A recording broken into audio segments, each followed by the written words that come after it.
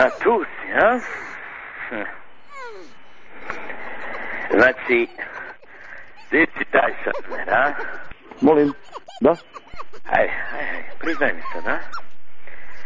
Sad mi lijepo, reci iskreno, što si petljio s mojom ženom, a?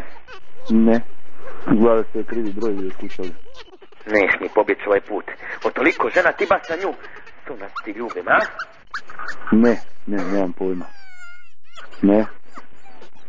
Probajte još jednom provjeriti broj. To znači, a?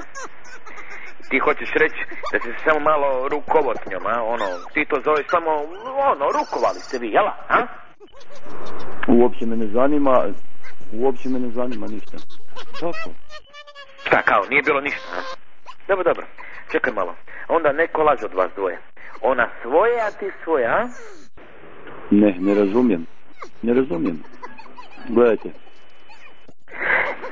Pa prijatelju moj, onda ćemo ovako. Ženo! Slušaj, ne dođi ovamo. Evo ti tog Don Žvana, pa se vi dogovorite. Ko govori istinu, a?